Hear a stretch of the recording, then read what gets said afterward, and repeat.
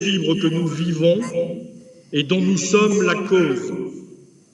Pour rappel, nos disciplines d'architectes et d'ingénieurs architectes représentent déjà 44% des causes du déséquilibre. Lorsque nous ajoutons nos disciplines d'urbanisme et d'aménageurs du territoire et les mobilités qui y sont inhérentes, nous frôlons les 80% de la cause de ce déséquilibre. Il y a 2 ans, la faculté Loki invitait le philosophe Dominique Bourg, qui nous présenta alors 2 récits par lesquels il nous était possible de figurer l'avenir. 2 récits très différents l'un de l'autre. Le premier, en continuité du récit antérieur, lié au progrès effréné, ce récit qu'il qualifia de mainstream, et l'autre, le récit écologique. Il démontra pour l'un comme pour l'autre que pour chacun de ces récits, il existe une face claire de l'ordre du rêve qui côtoie une face sombre de l'ordre du cauchemar. Après analyse, il penchait avec une certaine cohérence vers le récit écologique. Vous vous souvenez, il y a 1 an déjà, nous avons continué cette recherche de sens qui nous anime toujours.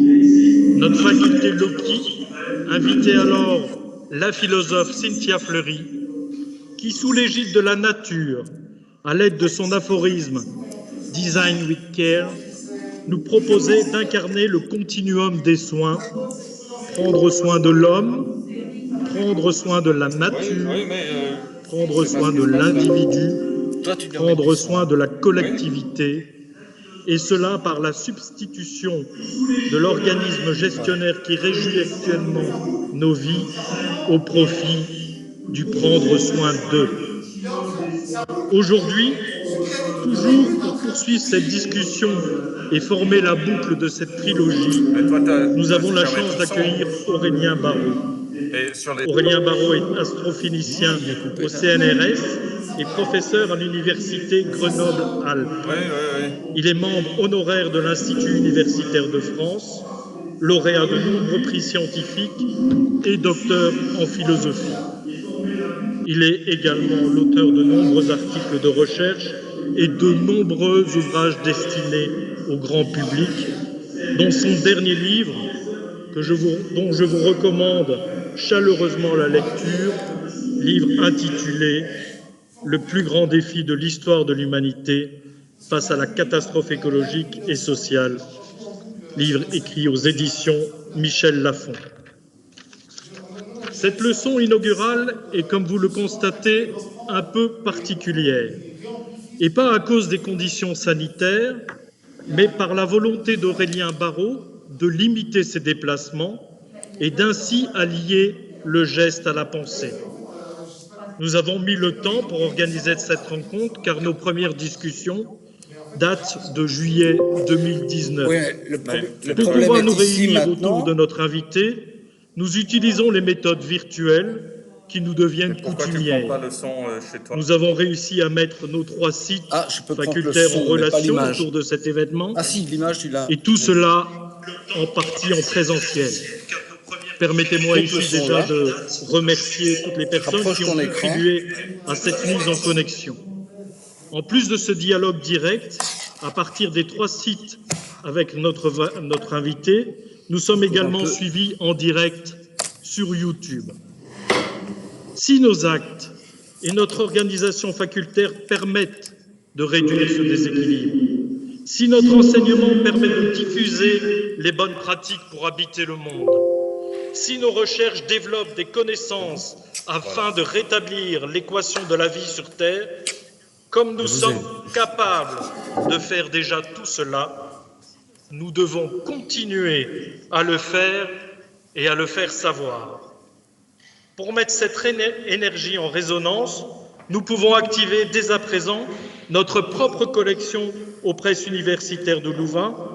Sous le nom de Format Loki, cette collection tendra de répondre à la question « Qu'est-ce qui mérite d'être mieux connu, mieux prévu, mieux conçu, dans notre habitation du monde. Dans cette nouvelle collection, nous pouvons revenir sur notre trilogie qui, ce soir, sous l'égide du monde de demain, invite Aurélien Barraud à poser une question lourde de sens. Demain est-il encore possible? Chers professeurs, je vous laisse maintenant la parole pour un temps d'écoute qui sera suivi d'un temps de questions-réponses avec les trois assemblées. Merci. Bonsoir, merci beaucoup de cette introduction et surtout de cette invitation. Puisque vous m'y avez invité et parce que je crois que c'est aujourd'hui dans tous les esprits, il me paraît opportun de peut-être commencer par une analogie entre la catastrophe écologique qui nous traverse, qui peut-être d'ailleurs nous enterrera aussi, et la situation sanitaire Covid-19 qui nous occupe et nous préoccupe au quotidien. Parce que la question est éminemment architecturale, c'est le cas de le dire, mais parce qu'ici les échelles de temps sont fondamentalement différentes et appellent donc, je crois, à une mise en perspective salutaire. D'abord, analogie. D'une part, parce que certains, assez nombreux, étonnamment, aujourd'hui encore, s'interrogent sur la réalité de la crise du coronavirus. On est à 1 million de morts et on se demande si c'est bien réel. C'est une sorte de phénomène de fictionnalisation collective qui est assez intéressant, je crois, du point de vue sociologique.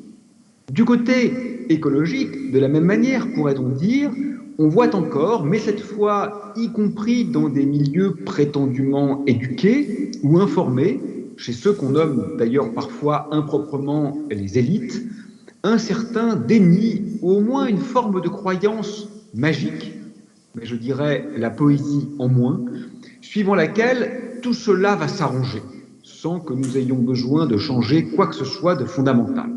Alors, c'est assez incroyable de le penser aujourd'hui, parce que c'est avant tout auto-contradictoire vis-à-vis des schèmes de rationalité de ceux-là même qui s'installent dans ce négationnisme, mais qui par ailleurs fondent une grande partie de leur appréhension, pour ne pas dire de leur exploitation du réel, sur ces mêmes estimateurs scientifiques qui aujourd'hui mettent en lumière de façon incontestable la catastrophe. Deuxième analogie, c'est peut-être le refus radical de toute pensée du commun. Finalement, le refus, pour le dire de façon un peu triviale, du moindre effort. Cette posture arrogante, typique de celui ou de celle qui croit que tout lui est dû. Alors on le voit du côté Covid, par exemple, chez les anti-masques, qui pensent lutter contre Big Pharma, disent-ils, alors même qu'il s'agirait, la mise du masque, j'entends, d'un geste tout à fait élémentaire pour ne précisément pas avoir besoin de recourir aux médicaments coûteux et complexes. Et surtout, il semble revendiquer une sorte de sacro-sainte liberté, quitte à tuer. C'est très exemplaire du pire de la pensée néolibérale. En fait, ils se croient un peu subversifs, un peu révolutionnaires, alors qu'ils sont très exactement l'archétype du réactionnaire, intellectuellement embrigadé par toutes les bassesses de ce temps. Du côté de la crise écologique, on le voit bien là aussi, parce que l'idée de renoncer à son 4x4 en centre-ville ou à ses vacances en San Francisco quand on en a les moyens est pour certains impensable. Quitte, là encore, à attenter à la vie et à l'avenir. Finalement, ce qui se joue, c'est la question sur laquelle nous reviendrons de la liberté d'un point de vue extraordinairement étroit qu'il va falloir recontextualiser. Et enfin, dernière analogie, je dirais cette sorte d'indécence, pour ne pas dire d'obscénité, du monde occidental qui découvre la douleur exclusivement quand il y est confronté. Du côté du Covid, parce que cela nous apparaît, il faut le reconnaître, comme une catastrophe souvent isolée, sans précédent, littéralement extraordinaire, alors même qu'évidemment, intégrée sur quelques années, ou au pire quelques décennies, cette crise n'arrivera vraisemblablement pas à la cheville de celles engendrées par la tuberculose, par le paludisme, par la famine ou par la pollution. D'un seul coup, l'Occident redécouvre une peur dont, hélas, une très grande partie de l'humanité n'avait bien évidemment pas fait le deuil. Et du côté de la crise écologique, même chose. Les effets dévastateurs sont déjà à l'œuvre, mais il faut qu'il fasse chaud l'été pour que nous les intégrions dans nos corps. La capacité projective est essentiellement nulle et confine, pourrait-on dire, à un niveau sidérant de cécité. Mais malgré cette analogie, il y a une différence, pourrait-on dire, phénoménale. C'est que Covid-19 est une crise située. Je veux dire temporellement située. Alors qu'en revanche, le désastre écologique relève à un phénomène relativement exceptionnel, y compris sur des échelles de temps géologiques, y compris sur des échelles de temps cosmologiques. Elle n'est pas, la crise écologique, relativisable. À l'échelle temporelle de la planète, et je vous rappelle, je prends pour quelques secondes ma casquette d'astrophysicien, qu'elle n'est pas très différente de celle de l'univers, à un peu plus d'un facteur de près, ça n'est vraisemblablement jamais arrivé dans des conditions comparables. Bon. Alors, de quoi parle-t-on exactement? Peut-être faut-il commencer en quelque sorte par un rapide constat de l'état du monde, et je vous le confesse d'entrée de jeu, ça ne va pas être un très bon moment que nous allons passer dans les minutes qui viennent. Regardons d'abord du côté des animaux. J'entends des animaux non humains, puisque stricto sensu, mais nous avons tendance à l'oublier, nous sommes également des animaux. Il n'est pas besoin de projection. Il faut le rappeler parce que les négateurs ont tendance à croire qu'une sorte de miracle est encore possible. D'abord, rappelons que les miracles, c'est assez rare, mais ensuite, ce n'est littéralement pas envisageable parce que le pire, en un certain sens, a déjà eu lieu. Nous avons perdu 60% des vertébrés sauvages en quelques décennies. Nous avons vraisemblablement perdu plus encore d'insectes en un temps plus bref. 400 millions d'oiseaux ont disparu des cieux d'Europe, vraisemblablement un peu plus d'1 milliard aux États-Unis, là encore sur les mêmes échelles de temps, et notons bien que ceci n'est pas dû au réchauffement climatique. C'est notre manière d'envahir l'espace qui est, à ce stade, le premier coupable de la 6e extinction massive qui est en réalité, appelons les choses par leur nom, une extermination délibérée. Et c'est pourquoi d'ailleurs l'enjeu premier n'est pas de diminuer à tout prix les émissions de CO2. Il faut le faire, bien sûr, ça ne fait aucun doute. Mais ce n'est pas ça l'enjeu premier, c'est de réinventer notre relation à l'espace et à la vie. Parce que si on se contente de diminuer le CO2 sans rien changer, soyez certains que la catastrophe ne sera pas endiguée. Il ne reste plus sur Terre qu'environ 20% de terre qui ne soit pas drastiquement impactée, c'est-à-dire détruite, par les humains. En France, on perd 1 à 3 départements d'espaces vierges par décennie. 1 million d'espèces sont menacées à relativement court terme, et les humains qui ne représentent que 0,01% des vivants sont vraisemblablement responsables de près de 90% des morts. C'est une situation écocidaire, ce que j'appellerais une zoéose. Ça, c'est ce qui concerne les animaux. Regardons du côté des végétaux. Chaque année, on déboise environ 80 000 km² de forêt. Ces forêts primaires, c'est-à-dire les forêts vierges au sens usuel du terme, vont s'éteindre dans les 10 prochaines années du Paraguay, du Laos et de la Guinée équatoriale. La Terre semble ne plus comporter que 40 à 45% des arbres qui existaient à l'ère pré-agricole. La situation est donc tout aussi contrariante, pour ne pas dire affolante. Et enfin, du côté maintenant du climat, peut-être plus généralement d'ailleurs, des grands équilibres systémiques, pourrait-on dire. Il s'avère que les prédictions sont presque systématiquement en dessous des phénomènes réels. Les dernières études donnent des chiffres qui sont à peine croyables et qui sont littéralement affolants. Un gros nombre des points dits de non-retour ont d'ores et déjà été atteints. Le pergélisol fond considérablement plus vite que ce qui avait été prévu. La calotte groenlandaise semble être définitivement perdue, c'est une étude qui a quelques semaines. Les incendies dévastateurs se multiplient dans un effet de rétroaction positive, c'est-à-dire qu'ils contribuent au réchauffement qui lui-même contribue à l'emballement des incendies. Certains spécialistes parlent d'une ère littéralement de pyrolyse. Et il faut bien comprendre qu'en plus de la tendance globale de l'augmentation de température, ce sont l'augmentation des fluctuations autour de cette valeur globale qui s'avérera létale pour les êtres vivants.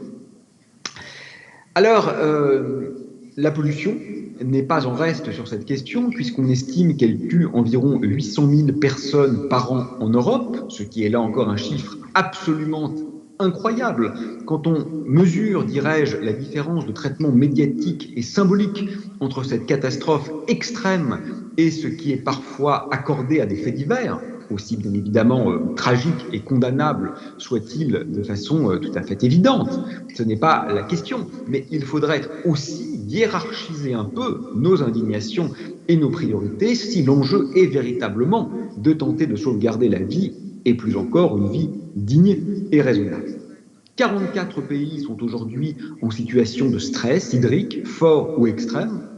40% de la production alimentaire mondiale est dans le même temps gaspillée. Et nous maintenons aujourd'hui encore le cap vers une alimentation extrêmement carnée dans les pays riches, qui est une hérésie sanitaire. Vous savez qu'elle n'est pas sans lien avec la crise du Covid-19, une hérésie éthique, quel que soit le prisme sous lequel on le regarde, c'est indéfendable. Une hérésie climatique, puisqu'elle est extraordinairement émettrice de gaz à effet de serre, et une hérésie sociale, puisqu'elle est particulièrement égoïste du point de vue du partage des ressources alimentaires. L'espérance de vie est d'ores et déjà en baisse dans un certain nombre de pays riches. La recrudescence des famines et des migrations massives sera mécaniquement engendrée par ces phénomènes de désertification, engendrant, là encore, de façon mécanique, une instabilité géostratégique inévitable. Ce n'est pas être un gourou apocalyptique que de le mentionner, c'est simplement faire preuve de l'analyse factuelle la plus élémentaire. Autrement dit, la situation est plus que préoccupante, quelle que soit l'échelle et quelle que soit la préoccupation qui nous anime lorsque l'on tente d'y faire face.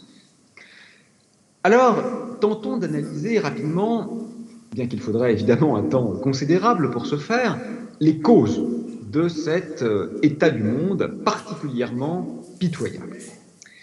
Alors d'abord, la première grande cause que j'observe, c'est l'incompréhension de ce qui est en train d'advenir. D'abord, par exemple, je viens de le noter, mais c'est une incompréhension qu'on trouve même parfois chez les militants écologistes, même parfois chez les gens compétents, c'est de croire que le problème est purement climatique. Ce n'est pas vrai.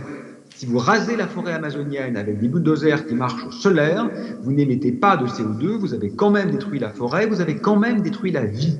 Il faut bien comprendre que quand bien même nous disposerions aujourd'hui d'une source d'énergie propre, la manière dont nous utilisons cette énergie est littéralement incompatible avec un avenir commun des différentes formes vivantes sur cette planète. Ça, c'est un point fondamental. La deuxième incompréhension majeure, c'est celle qui est liée à notre mauvaise manière de poser les questions. Je vous donne quelques exemples de questions récurrentes et inadaptées. Par exemple, est-ce qu'il est trop tard? Cette question n'a aucun sens. Trop tard pourquoi? Si on ne finit pas la phrase, on ne peut pas répondre à cette question. Est-ce qu'il est trop tard? Oui, déjà, la moitié des êtres vivants, vraisemblablement peuplant cette planète, sont morts dans les 40 dernières années. Donc, c'est trop tard. Ils sont morts. Ils ne vont pas revivre. C'est fini. C'est fait.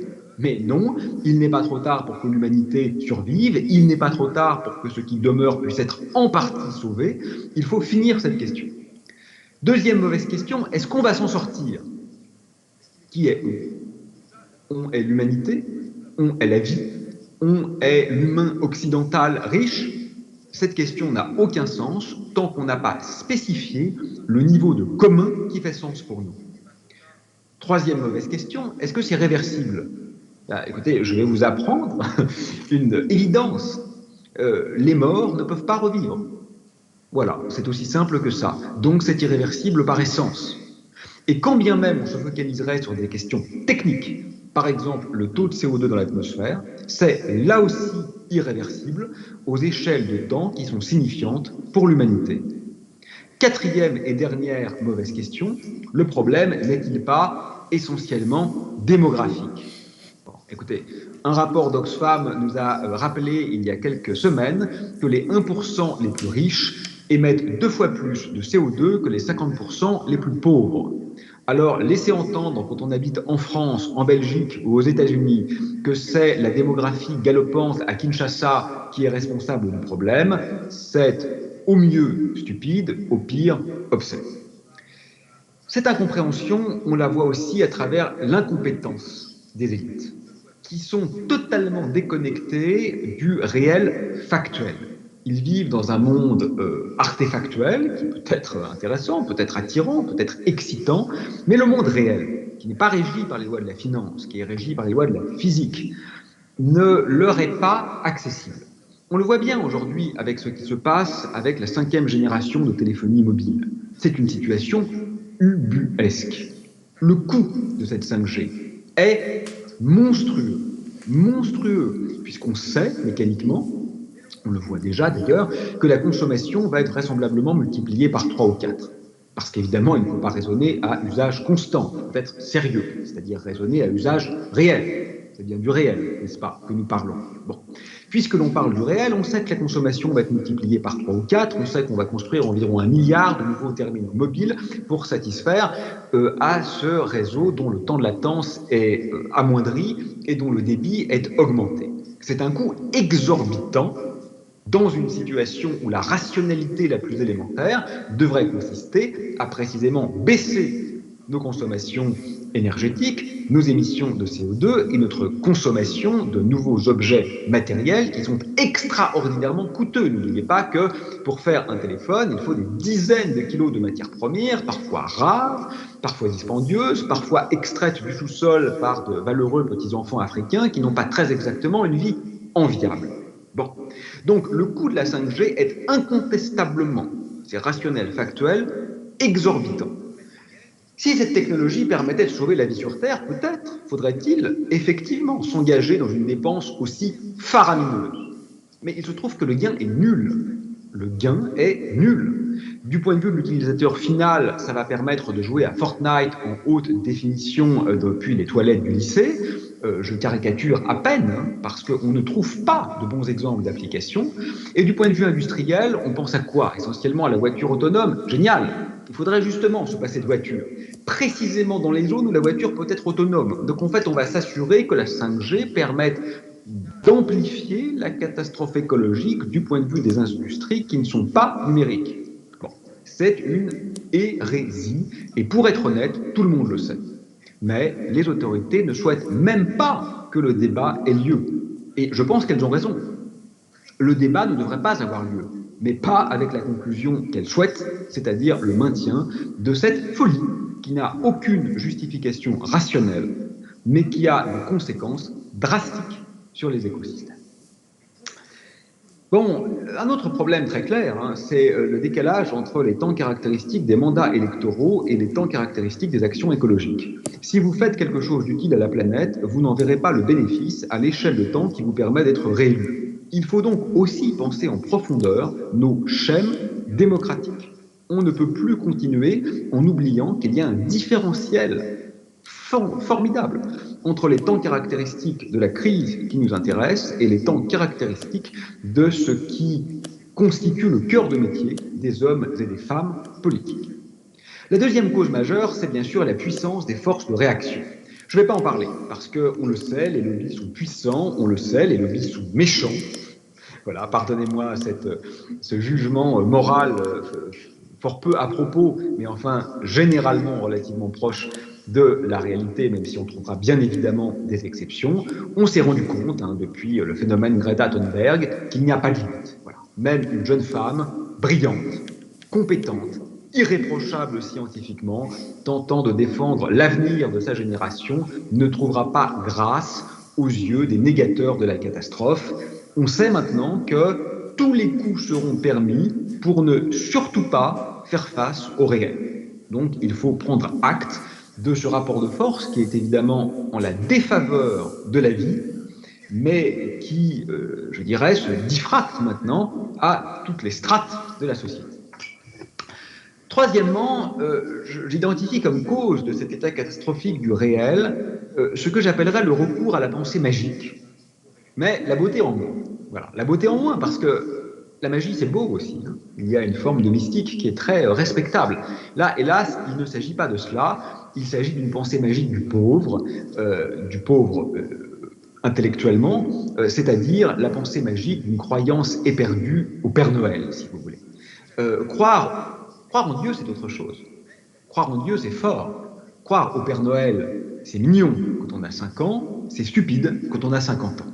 Et c'est ça le problème aujourd'hui. C'est que nos dirigeants croient au Père Noël alors même qu'ils sont mandatés pour s'extraire de ce type de fantasme. Par exemple, croire qu'une croissance infinie est possible dans un monde fini. On l'a entendu 1000 fois cette phrase. Grâce à un certain nombre de militants, nous savons, et de lanceurs d'alerte, tout le monde sait aujourd'hui que ce n'est pas possible. Mais rien ne change. Et littéralement, vous entendez encore quotidiennement à la radio une voix triste quand il s'agit d'annoncer une perte de quelques points de croissance. Parce que le journaliste, au fond de lui, voudrait quand même que nous accélérions vers le mur. C'est incroyable, c'est littéralement incroyable. Imaginez quelqu'un qui annoncerait un attentat avec une voix enjouée, réjouie, avec un fou rire. Il serait renvoyé vraisemblablement de son poste de journaliste. Eh bien aujourd'hui, c'est exactement ce qui se passe. Quand nous annonçons la croissance avec le sourire, nous annonçons un acte de terrorisme global avec un ressenti qui est pour le moins inapproprié. Parce qu'une croissance continue, exponentielle, c'est ce qu'on appelle en physique une instabilité. Une instabilité, c'est ce qui signe le crash prochain du système qui se trouve y être soumis. Pour rester sur cette question de la croissance, croire qu'une croissance infinie est énergétiquement possible, indépendamment de ses effets dévastateurs sur la vie, c'est là aussi une faute logique. Tout simplement parce que nous n'avons pas des stocks d'hydrocarbures infinis et parce qu'aujourd'hui, ce qui drive la croissance, ce sont les fossiles. Nous sommes vraisemblablement autour du peak oil. Nous allons avoir de moins en moins d'énergie à disposition. Alors on pourrait se dire, magnifique, c'est une bonne nouvelle pour la crise écologique. Mais ça, c'est doublement faux. Parce que la manière dont on traite aujourd'hui cet état de fait, en suçant le pétrole jusqu'à la dernière goutte, fait que l'assèchement arrivera bien trop tard du point de vue écologique, avec vraisemblablement 5, 6, 7 degrés de réchauffement si on ne fait rien, et arrivera bien trop tôt au niveau social parce que nous n'aurons pas prévu et anticipé la décroissance qui de toute façon aura lieu. Je vous invite à lire par exemple les cours de Bruno Latour. Bruno Latour est un excellent intellectuel, mais en l'occurrence je pensais plutôt à Jean-Marc Jancovici. Que je viens de recevoir en même temps un email d'une intervention que je fais demain avec Bruno Latour, donc excusez-moi pour cette interférence. Bon, autre pensée magique, croire que l'on peut décorréler la croissance du PIB et l'empreinte écologique. Toutes les données factuelles prouvent que c'est faux. Écoutez, on ne peut pas parier l'avenir du monde sur une idée loufoque qui est démentie par la factualité. Autre pensée magique, croire au solutionnisme technologique. Mais c'est tout de même extraordinaire. La technologie est une partie du problème, pas la solution. Alors, bien sûr, je vous parle en ce moment en utilisant un ordinateur. La technologie ne doit pas être jetée intégralement. Nous ne souhaitons pas revenir à l'âge de pierre. Personne ne le souhaite. Mais l'envolée technologique décorrélée de toute finalité fait partie du problème et non pas de la solution. Notre obsession doit être de baisser la production. C'est ça l'enjeu. C'est même pas la croissance le problème. Parce que si vous parlez des 2 points de croissance hors phénomène Covid, vous oubliez les 100 points précédents, qui sont la production elle-même. Pas baisser la croissance qu'il faut, c'est baisser la production. C'est trivialement simple, si vous voulez. Les lois de la physique sont ce qu'elles sont. Voilà. On ne peut pas transiger avec le réel. Or, la fuite technologique est aujourd'hui une des causes majeures de l'envolée de la production. Donc, soyons un peu sérieux. Autre pensée magique, je l'ai dit tout à l'heure, réduire la population. Bon, c'est très étrange de penser ça. Outre le fait que cette idée est quand même assez fortement néocolonialiste, hein, parce que c'est une façon de dire c'est à l'Afrique de régler le problème, ce qui est pour le moins douteux, c'est une solution qui est rationnellement incompatible avec ce qu'on voit, puisque manifestement nous occupons tout l'espace disponible. Donc quand bien même nous serions moins nombreux, je vous assure que les gens ne vont pas se mettre à habiter dans des studios. Si les grands appartements sont vacants, les grands appartements seront utilisés. C'est une image, hein, je ne parle pas ici que de la manière d'habiter sa maison. Autre pensée magique, croire que les renouvelables, les énergies renouvelables, j'entends, vont résoudre le problème. C'est faux. C'est faux parce que, qu'on le veuille ou non, si on passait aux renouvelables, par exemple en France ou en Belgique, il faudrait multiplier par 4 la puissance installée. C'est comme ça, c'est comme ça. C'est parfois d'ailleurs un argument qui est donné par les anti-écologistes, mais il se trouve que tous les autres pratiquement sont faux, celui-là est vrai. Donc les éoliennes ne sont pas à jeter, comme la haute technologie. Elles peuvent, dans certaines situations, apporter quelque chose d'intéressant. Mais passer en 100% renouvelable, ça signifierait augmenter considérablement la taille du réseau. C'est comme ça. Il faut regarder un peu les faits. Pensée magique extrêmement grave. Croire que l'éthique individuelle est le cœur de la solution. Croire aux petits gestes comme, comme une forme de salut, pourrait-on dire. C'est faux parce que le problème est fondamentalement systémique. Et il ne peut y avoir par conséquent de solution que systémique. Il est logiquement faux, et pourrait-on dire praxéologiquement nul, de croire que pour remédier à cet état du monde, pour sauver le système, pourrait-on dire, il suffit de jouer des latitudes qui sont offertes en son sein. Non, c'est pas vrai ça. Quand vous êtes en train de jouer un jeu auquel vous ne pouvez pas gagner, la question n'est pas de trouver le bon coup. La question est de changer les règles du jeu. Ça, il faut absolument, je crois, s'en convaincre. Autre pensée magique, croire que la hausse de l'efficacité énergétique va compenser la hausse d'usage. Mathématiquement, ça serait possible, ça, hein, de se dire on va avoir 2 fois plus de voitures, mais elles consomment 4 fois moins, donc au total, on y gagne. Mathématiquement, ça pourrait s'envisager. Sauf que nous avons beaucoup de recul sur la société industrielle, et nous savons que ça n'a jamais été vrai.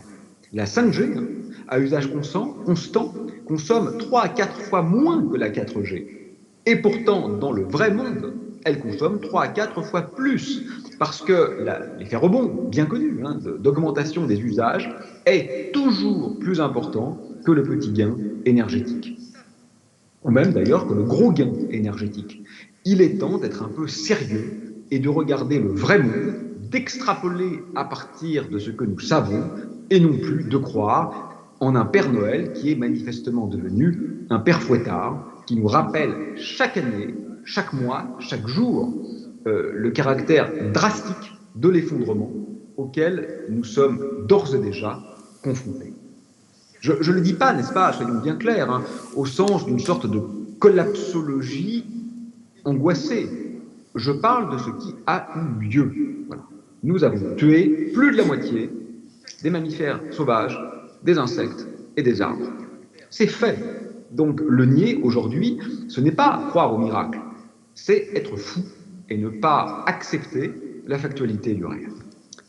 Bon, beaucoup d'autres problèmes que je n'ai pas le temps de développer ce soir. La twitterisation de la pensée, je crois, joue également un rôle catastrophique, parce que la twitterisation de la pensée, c'est l'annihilation de la pensée. Cette bataille de clash permanente qui ne permet pas de développer les arguments, qui ne permet plus de comprendre un problème un tant soit peu complexe. Donc il faut trouver un chemin critique entre tout avaler, parce que parfois la presse se trompe, et il est donc légitime de demeurer critique, mais d'autre part, croire que chacun peut intégralement appréhender une situation qui convoque un très grand nombre de savoirs. Ça, c'est pas possible. Donc il faut aussi faire confiance. C'est très important la confiance, pas à n'importe qui, pas n'importe quand, mais il faut faire confiance à ceux qui ont quand même une certaine expertise sur les sujets que nous évoquons. D'autres causes que je survole, hein, ce refus de voir qu'il n'y a absolument aucune corrélation entre les mots et les actes. Vous savez, beaucoup de gens ont l'impression qu'on parle tellement de la crise écologique qu'on est en train de la traiter. Ça, c'est littéralement inexact. Le lien entre les déclarations fracassantes lors des COP et les émissions de CO2 est nul. Nul. Les émissions de CO2 augmentent exactement comme si nous n'en avions encore jamais parlé, exactement comme si nous n'étions pas au courant du problème. Donc ne croyez pas que c'est parce que nous avons des chefs d'État qui déclarent la main sur le cœur que c'est leur priorité que quelque chose se passe. C'est littéralement faux. La croyance, par exemple, dans le fait qu'une énergie en supplante une autre. Ça aussi, c'est très grave, parce qu'en pratique, les énergies s'empilent, elles ne se remplacent pas. Donc c'est super si on a du photovoltaïque. Sauf que, outre les problèmes de puissance installée que j'évoquais tout à l'heure, dans les faits, on se rend compte que le photovoltaïque vient s'ajouter aux autres sources d'énergie et non pas les remplacer. Parce que quand vous achetez un panneau solaire, on ne vous interdit pas de continuer à utiliser l'électricité de la même manière. Et donc, concrètement, la plupart du temps, en tous les cas en moyenne, vous le faites. Que ça nous paraisse étrange ou non, c'est le fait qui est aujourd'hui connu par les experts. L'hydrogène, par exemple. Je donne cet exemple parce que c'est entré dans le débat public. Le niveau de mensonge est hallucinant, vous voyez. On nous fait croire, y compris parfois des gens sérieux, des gens qui ont des responsabilités, que c'est enfin la source d'énergie propre dont nous avions besoin. C'est extraordinaire. Pardonnez-moi d'être physicien à nouveau quelques secondes. Figurez-vous que le dihydrogène, celui qui nous intéresse, n'existe pas sur Terre sous la bonne forme. Donc il faut le fabriquer. Et même si vous n'êtes pas physicien, vous avez compris que pour le fabriquer, il nous faudra un peu plus d'énergie que celui que nous récupérerons ensuite dans nos voitures, qui effectivement, n'émettront pas de CO2. Nous avons simplement délocalisé la pollution. C'est quand même incroyable de réussir à faire croire que c'est une énergie propre. Aujourd'hui, à l'échelle mondiale, l'énergie électrique est très essentiellement liée aux hydrocarbures, donc la voiture à hydrogène est une voiture à CO2. C'est aussi simple que cela. Bon, je crois qu'il faut aussi être fin du côté de ceux qui sont conscients du problème. Donc je parle de mon camp, si on peut dire. Et ce que je reproche à mon camp, parce qu'il n'est pas lui non plus exempt de défauts, et il faut voir, je crois, avec acuité les faiblesses de ses propres alliés, et les faiblesses des gens sensibilisés à la cause écologique, c'est de croire en un adversaire unique. Le plus souvent, l'adversaire désigné est le capitalisme. Je crois que c'est une erreur. Non pas parce que le capitalisme ne poserait aucun problème, c'est faux. Je crois que le capitalisme pose un problème, parce qu'il comporte en lui-même son propre principe d'illimitation, qui est donc incompatible avec un avenir durable et serein. C'est dit. Je ne suis pas ici le défenseur du capitalisme. En revanche, je crois que c'est bien plus grave que ça. Je crois que le problème est encore plus vaste. Je crois, pour le dire autrement, que le capitalisme n'est pas la cause, c'est une conséquence de quelque chose de beaucoup plus profond encore, qui est, pourrait-on dire, notre désir de prédation, pour le résumer d'une phrase, qui s'instancie dans le capitalisme, mais pas seulement dans le capitalisme. Les Mayas n'étaient pas capitalistes, et ils ont dévasté leur environnement. Les empereurs romains n'étaient pas capitalistes, et ils ont dévasté leur environnement, et ne furent pas très tendres avec les peuples conquis. Encore que ça puisse se discuter dans le cas des Romains. Donc, les rois de France n'étaient pas capitalistes. Et franchement, en termes de justice sociale, on a vu mieux. Donc, il faut être un peu fin et comprendre que le problème est absolument immense. Voilà. S'il fallait identifier une cause majeure, cardinale, dont je crois qu'elle n'existe pas, mais s'il fallait le faire en tant qu'exercice intellectuel, je dirais que c'est, à mon sens, la non-conscience qui est la nôtre de la contingence de nos constructions. Vous voyez ce que je veux dire, hein? Je veux dire le fait que nous avons confondu tout ce truc-là que nous avons construit autour de nous, tout cet appareil politico-économique, et nous croyons que c'est une donnée du réel. Que ça, on ne peut rien y changer. C'est exactement l'inverse. Ça, c'est ce à quoi on peut tout changer. En revanche, la température qu'il fera sur Terre dans 50 ans, ça, on ne pourra pas le changer. Et ça sera beaucoup plus grave. Donc, je le redis, le plus grave, la faute originelle en quelque sorte, je crois, c'est le refus de voir la contingence de nos constructions. C'est le refus d'affronter ce que j'appellerais peut-être un peu ridiculement une axio-agapélogie. Voilà, c'est-à-dire une manière de hiérarchiser, d'enchevêtrer notre chaîne ontologique en incluant à la fois l'axiologie et l'amour, au sens large, c'est-à-dire ce qui quand même confère un peu de sens à tout ce flux de devenir. Alors, on pourrait parler des solutions. On va parler très rapidement des solutions. Je tente de finir à 20h si ça vous convient, donc je me donne encore un gros quart d'heure. Voilà. Alors, les solutions, je ne vais pas parler des petits gestes. Hein. Les solutions, c'est pas de mettre son carton dans la poubelle verte. Je ne sais pas si elle est verte en Belgique, elle est verte en France. Il faut le faire, hein, bien sûr. C'est complètement nul de ne pas le faire. Mais ce n'est pas le cœur du problème. Ce qu'il faut, avant tout, c'est oser tout interroger. Or, aujourd'hui, ce qui se passe, c'est qu'on n'interroge rien. Aucune question fondamentale n'est sur la table. Aucune question importante n'est sur la table, ni en Belgique, ni en France, ni en Suisse, ni en Italie, ni aux États-Unis. Aucune vraie question n'est débattue. Nos dirigeants, tous nos dirigeants, sont aujourd'hui des gestionnaires. Ils sont dans l'ajustement de micro-variables pour que surtout le train continue de la même manière. Même la crise Covid-19 n'a mis littéralement aucune question fondamentale sur la table. Tant qu'on ne discute pas des vrais problèmes, on ne risque pas de les résoudre. C'est aussi simple que ça. Et aucun chef d'État de pays riche n'a mis sur la table les vrais problèmes, c'est-à-dire ce que je viens d'évoquer, et les vraies solutions, la seule vraie solution, c'est-à-dire diminuer la production, diminuer le colonialisme de l'espace et revoir les valeurs. Les valeurs, c'est très important, les valeurs. C'est-à-dire de comprendre qu'aujourd'hui, l'homme ou la femme qui a réussi sa vie n'est pas celle qui roule en voiture de sport. Ça, c'est un délinquant. Forcément très grave, hein. Je ne dis pas qu'il faut mettre en prison. J'ai moi-même eu une voiture de ce genre dans le passé. C'est pas une question de punition, là. C'est une question de valeur, d'image, d'axiologie, symbolique, de sémiotique. Donc la question est politique.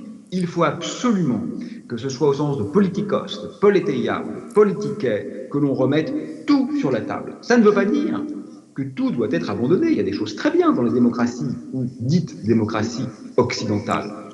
Mais tout doit être aujourd'hui repassé au prisme de la déconstruction et de l'analyse. La question est évidemment économique. Mais économique, c'est beaucoup plus vaste que se dire qu'on va taxer un peu plus ceci ou cela. D'ailleurs, les taxes, c'est très efficace, mais c'est très injuste, hein, parce que ça veut dire que ceux qui ont les moyens de les payer ne vont pas s'en soucier. Ce qui est important, c'est pas ça, c'est de voir, là encore, à quel point nous sommes dans le virtuel. La dette, ça n'existe pas. D'un claquement de doigts, vous l'annulez. Alors que la déforestation, ça existe. Et vous ne pouvez pas, d'un claquement de doigts, reforester. Donc il faut absolument, aujourd'hui, ne pas faire comme si les contingences matérielles n'étaient pas importantes. Une grande partie des humains de cette planète meurt de faim.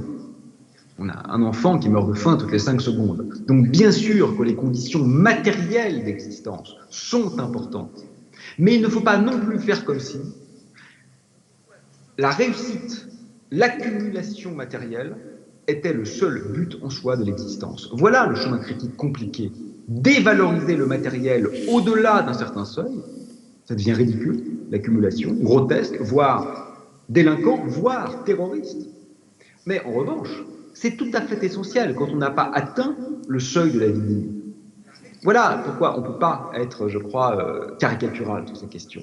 Bon, je l'ai déjà dit, je n'y reviens pas, la question symbolique est extraordinairement fondamentale.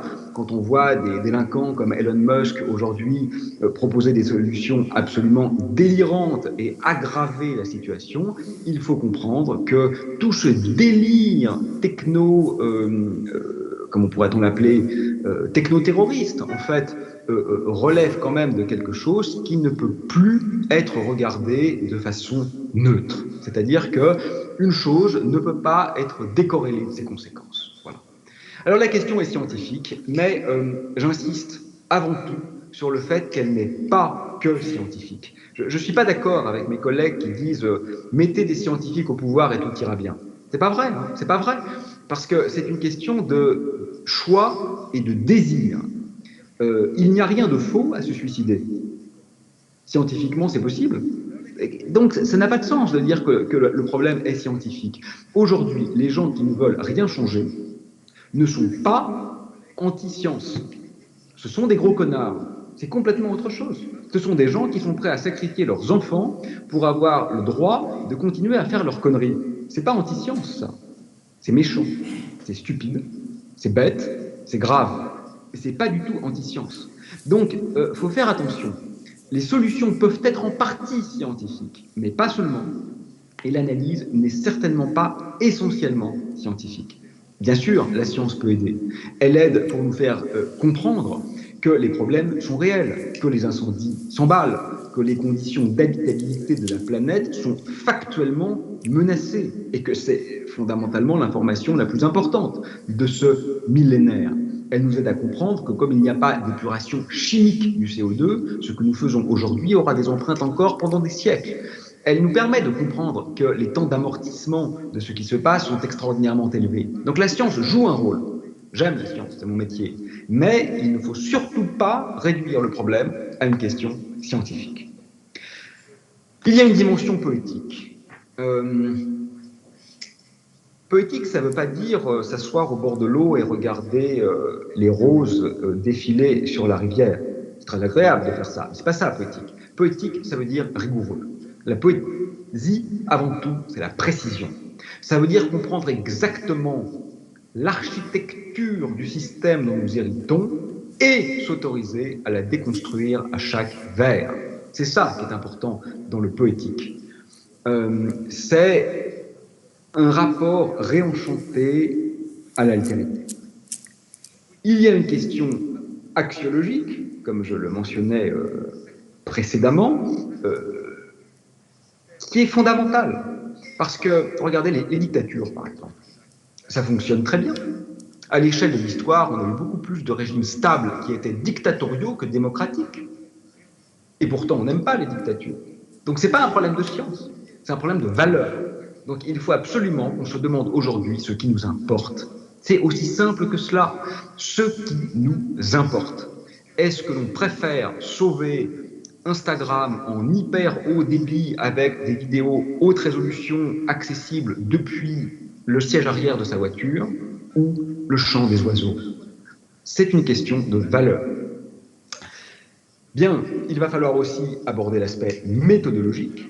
Par exemple, qu'on arrête de faire semblant de croire que la liberté ou la non-violence sont des grandeurs, des valeurs, des désirs bien définis. On est tous, dans cet amphithéâtre où vous vous trouvez, dans mon laboratoire où je suis, on est tous pour la liberté et la non-violence.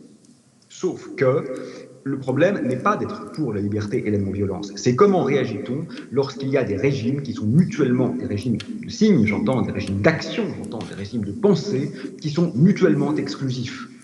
Nous sommes pour la liberté, très bien, mais quand la liberté de prendre 10 fois l'avion transatlantique par an, qui est une liberté qui existe aujourd'hui, fait que la liberté de vivre des enfants à naître va être obérée, comment choisit-on entre ces deux libertés? C'est ça la question, c'est pas d'être pour la liberté, exactement comme la violence. On est tous pour la non-violence, mais il se trouve que le monde dans lequel nous vivons aujourd'hui est ultra violent, puisque nous avons dévasté la vie comme jamais ceci n'a eu lieu.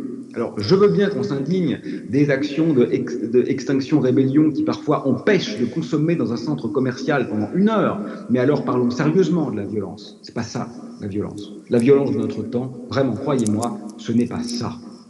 Et puis, bien sûr, il y a la question philosophique, autrement dit, le dépassement de la vieille binarité métaphysique de ces couples, nature, culture, humain, animal, etc., qui ont été extrêmement intéressants du point de vue historiologique, mais qui confinent aussi aujourd'hui à l'embrigadement dans une vision qui n'est plus tenable et dont la déconstruction est absolument nécessaire. Ce n'est pas peut-être de Nietzsche, de Foucault, de Derrida, de Deleuze et de quelque chose. Alors, je voudrais conclure dans les 5-10 minutes qui me restent en revenant à la question initiale, c'est-à-dire au lien que m'avaient demandé ceux qui ont eu la gentillesse de m'inviter avec la pandémie Covid-19. Et je dirais que pour revenir sur cette question d'une manière peut-être un peu plus philosophique, moi je crois qu'aujourd'hui, la leçon qu'on peut tirer de Covid-19, mais en lien avec la crise écologique, c'est que le monde est mort. Et que cette mort du monde est une bonne nouvelle. Comme beaucoup de lanceurs d'alerte, j'ai été raillé, moqué, au titre d'être devenu un gourou apocalyptique. Bon. Autrement dit, j'aurais annoncé la fin du monde. Eh bien, je vais faire plaisir à mes détracteurs. J'annonce effectivement la fin du monde, mais en un sens un peu plus subtil et un peu plus fin que celui qu'ils veulent bien nous conférer.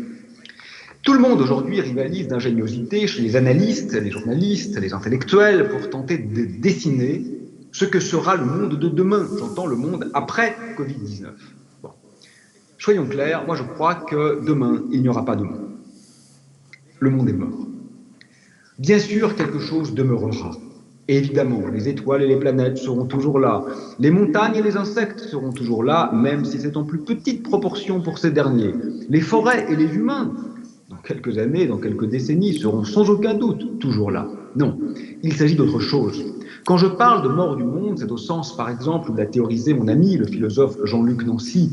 Autrement dit, le concept de mundus en latin ou de cosmos en grec, qui réfère à l'existence, pourrait-on dire, d'un commun transcendantal, c'est-à-dire d'un ordre et d'un sens partagé. Voilà ce qui aujourd'hui me semble perdu. Alors pourquoi le monde mourrait-il maintenant? Parce qu'après tout, les guerres, les génocides, les pandémies, les catastrophes naturelles sont légion dans l'histoire.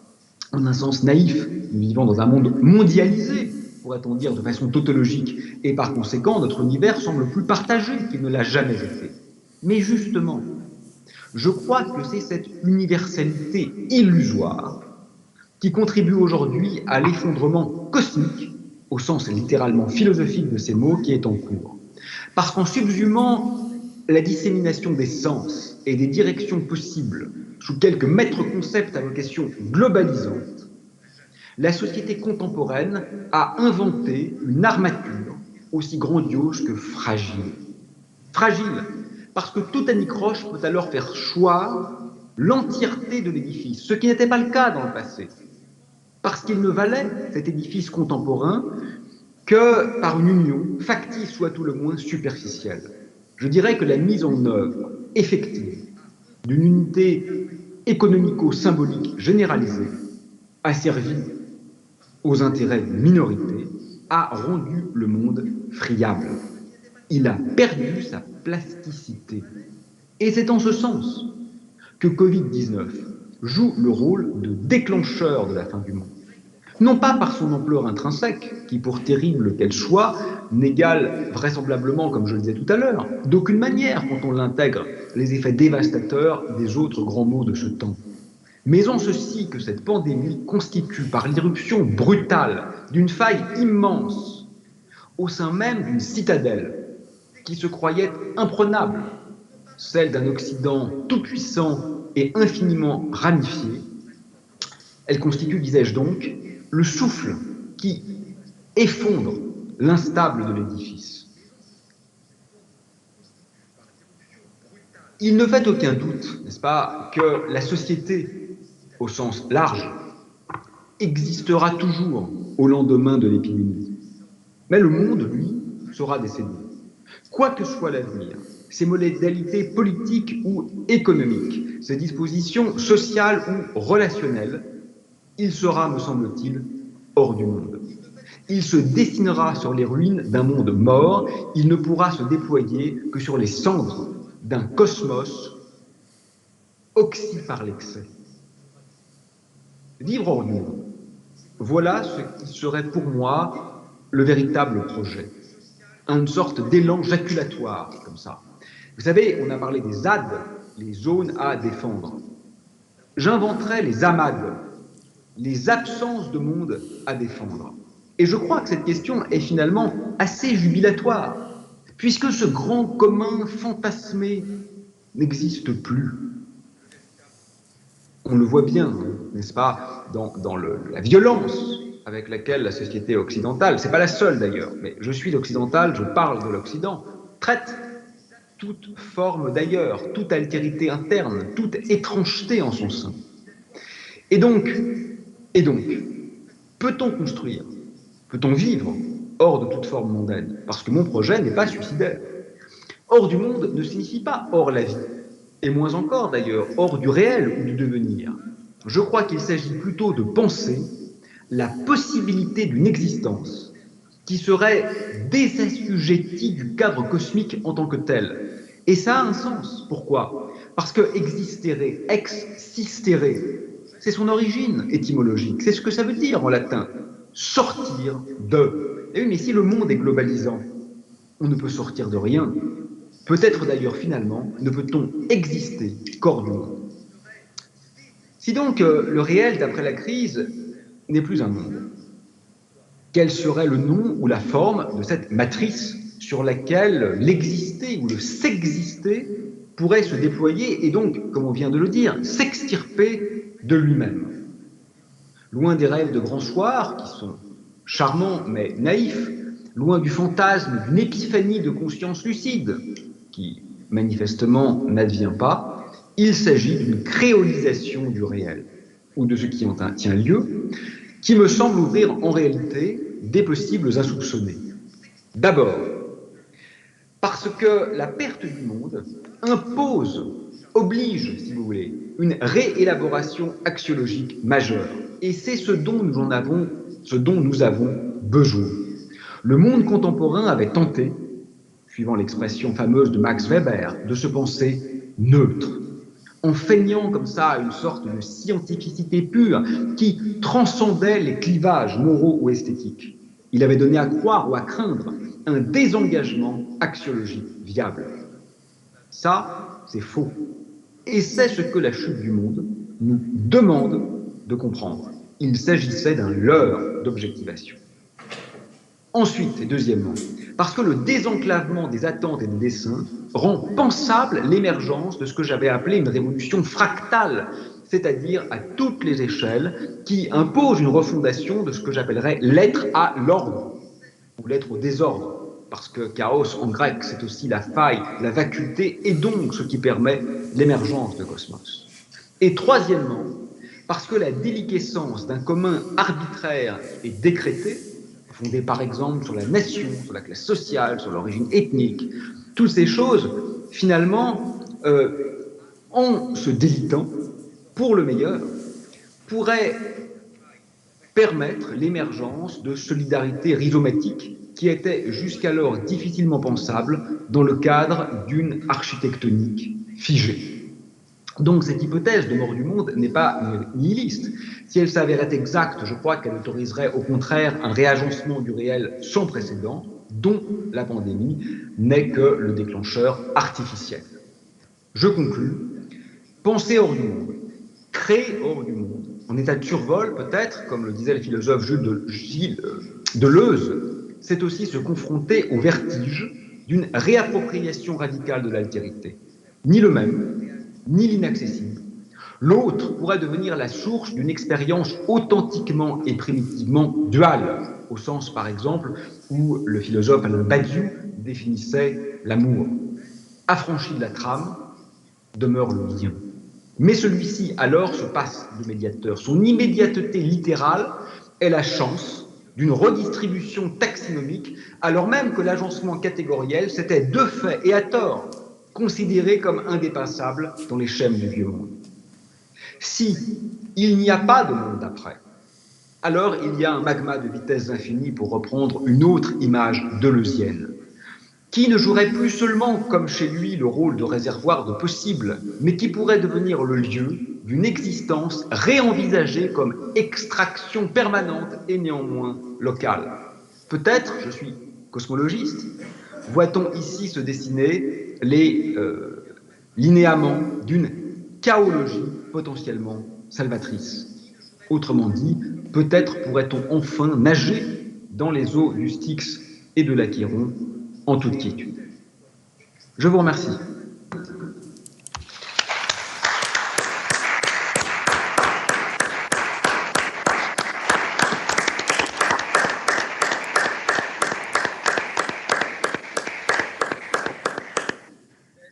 Merci beaucoup pour cette leçon mémorable, en tout cas qui fait tourner les esprits et engendrer la maïeutique. Donc on va continuer un peu la discussion autour de cette thématique avec peut-être commencer par le site de Tournai. Je me retourne déjà vers l'Assemblée pour voir s'il y a des questions. Donc l'idée, c'est vraiment de se lancer et de proposer une première question.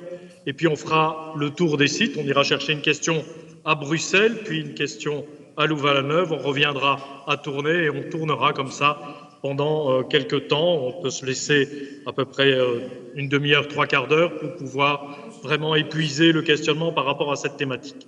Qui a une question? La première étant toujours la plus difficile. Il digère calmement. Une question ou une objection d'ailleurs. Je pense que oui, une question, une objection, une volonté poussée de peut-être contredire ce qui a été dit. Ben, je vais me lancer calmement. Moi, je ne suis pas, par rapport à ce que vous dites, tout à fait en décalage avec cette nouvelle approche d'être hors le monde, d'exister hors le monde. Par contre, il me semble, et je ne sais pas si vous l'avez ressenti aussi, une sorte de vibration qui se passe au niveau de notre jeunesse, qui est en train de se mettre ailleurs et de commencer à produire un monde différent en se dégageant, donc c'est ce qui se passe, c'est ce que vous dites quelque part, en se dégageant des contingences actuelles. Est-ce que vous ressentez cette chose-là, donc cette volonté de devenir auto-dépendant, auto-indépendant, autonome, auto-entrepreneur, enfin peut-être que là ça arrive encore dans le monde contemporain, mais de se dégager, de se mettre à part dans cette jeunesse qui est quand même le fer de lance du monde de demain et sur laquelle, et ça c'est une petite aparté, je m'appuie fortement et je crois fortement. Est-ce que vous pensez que cette chose vibre? Oui, j'aimerais le penser. Je ne sais pas. Une enquête parue il y a quelques mois dans le National Geographic montrait que la tranche d'âge dans laquelle il y a le plus de climato-sceptiques sont les 18-23 ans. Je crois qu'il y a évidemment chez un certain nombre de jeunes une velléité forte à construire un ailleurs et peut-être même une réjouissance à se penser comme étant la génération qui doit le faire si elle veut avoir une chance de vivre dans un réel qui ne soit pas entièrement dévasté. Mais je me sens un peu moins optimiste que vous. Je n'ai pas l'impression que la chose se produise de façon systémique, de façon globale, de façon évidente.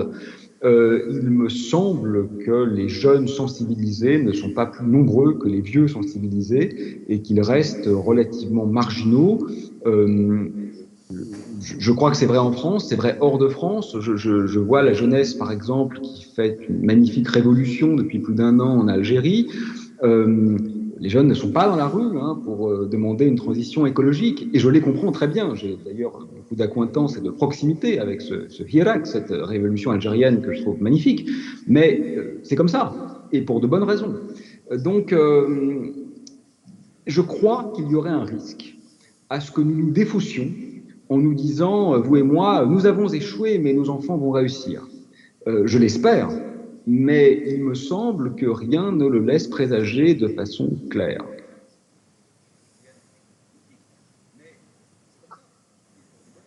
Ah, je vous invite à remettre votre micro. Merci de gérer aussi la communication. Donc, je vais demander à Pierre de prendre une question sur Bruxelles. Pierre? Voilà, on t'écoute. Oui. Donc, je pose la question. Il y a une question de Arndt, Christine Arndt. Oui, tu parles et puis vas-y, et puis si ça ne passe pas, je traducteur. si j'ai bien compris, notre monde se crée de besoins. Si je fais un peu la synthèse de ce que j'ai entendu. Est-ce que vous entendez? Oui. Ok, donc tu peux continuer. Parle bien fort, s'il te plaît. Et en contrepartie, il devrait créer de la sobriété. Et donc ma question, c'est comment enchanter la sobriété, la réenchanter la sobriété. Oui, tu as raison.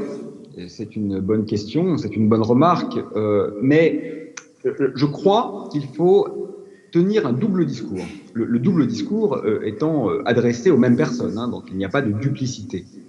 D'une part, c'est vrai, du point de vue de la production matérielle, une sobriété drastique est nécessaire.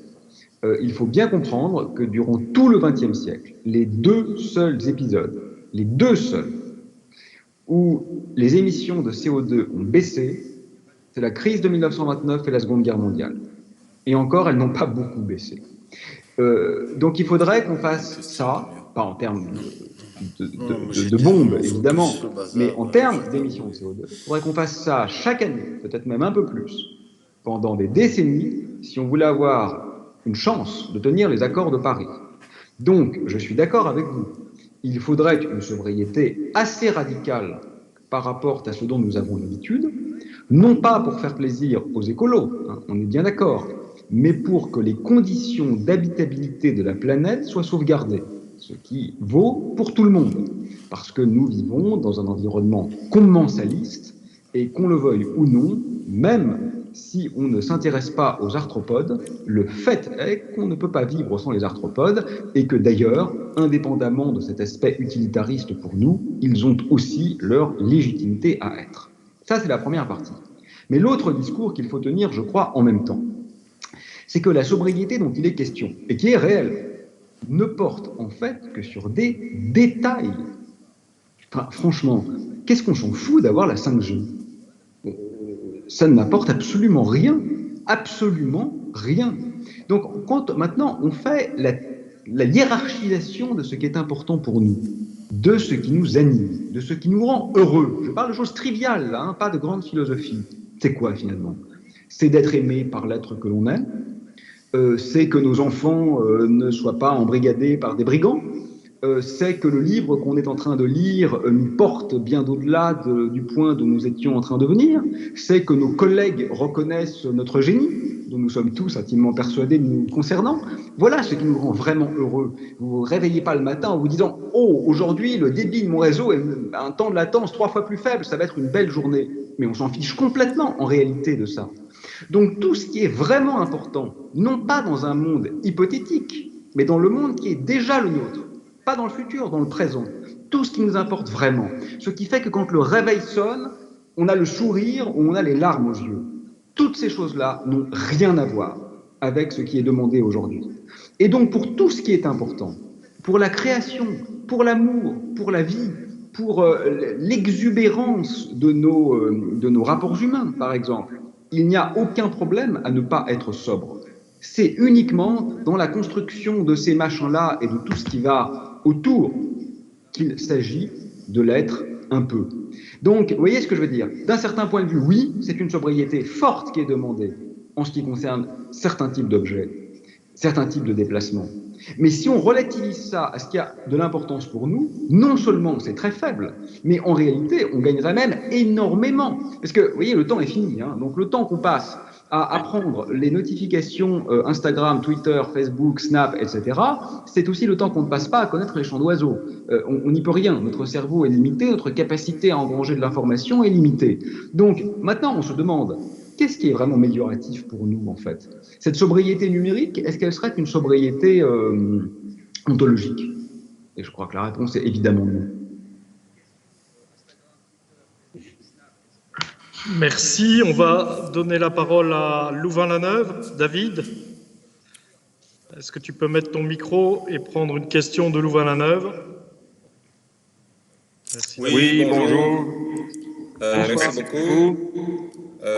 C'était très éclairant. Il y a Larsen, là. Alors, le Larsen, c'est typiquement une contre-réaction positive qui est un très bon exemple du problème à laquelle la Terre est confrontée. Ok, attendez. Je vais éteindre le son chez moi.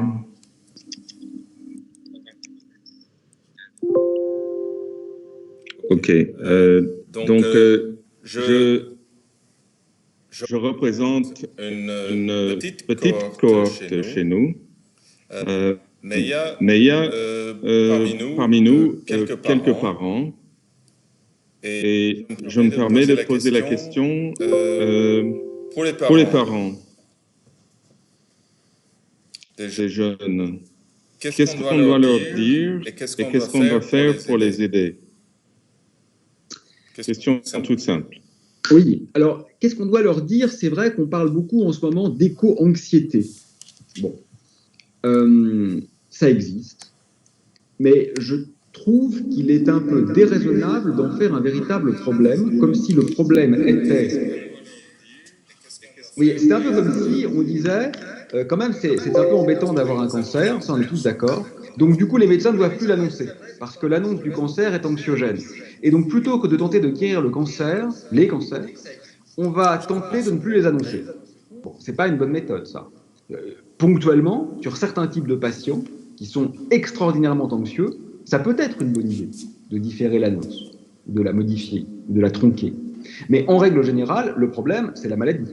C'est pas le fait qu'on annonce la maladie. Et donc je trouve que, ce n'est pas ce que vous faisiez, hein, bien sûr, mais ceux qui publicisent trop le problème de l'éco-anxiété comme si le problème était le discours de clarification du réel, se trompent d'adversaire. Le problème, c'est l'état du réel. C'est pas le fait de décrire l'état du réel. Et pour être parfaitement honnête, je crois que ça n'existe quand même qu'à la marge, cette éco-anxiété. Là encore, permettez-moi d'être trivial. Quand on s'endort le soir, quand on a éteint la lumière et qu'on attend que le sommeil vienne, qu'est-ce qui nous angoisse? La maladie, la perte de son travail, la santé de nos enfants. Voilà ce qui nous angoisse. Est-ce que l'un de nous, honnêtement, peut prétendre qu'il dort mal le soir en se disant quand même la catastrophe écologique?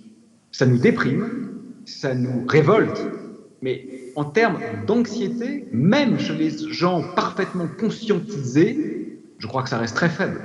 Donc, pour le dire brutalement, je crois que le problème aujourd'hui, ce n'est pas que nous avons trop peur, c'est que nous n'avons pas assez peur.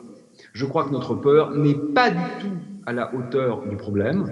Alors évidemment, je ne veux pas de mal aux enfants, j'ai moi-même 2 enfants, 2 adolescents, je n'ai pas du tout envie de les voir rongés par l'anxiété. Mais nous n'en sommes pas là. Je crois qu'aujourd'hui, ce qu'il faudrait, c'est plutôt au contraire susciter un peu plus de crainte, non pas bien sûr pour rendre nos enfants malheureux, mais pour simplement leur permettre de tirer les conséquences du monde qu'ils vont avoir en charge, de l'absence de monde qu'ils vont avoir à gérer. Donc ça, c'est pour ce qui est du discours. Pour ce qui est des faits, moi, je crois que notre plus grande responsabilité, finalement, c'est de réfléchir à ce que nous valorisons avec les jeunes.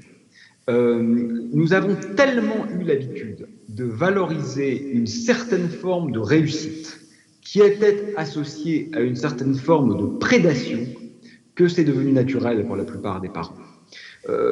On est gentil, on apprend le respect, mais quand même, sois meilleur que tes copains à l'école et essaye d'être premier, quoi, essaye de gagner le concours.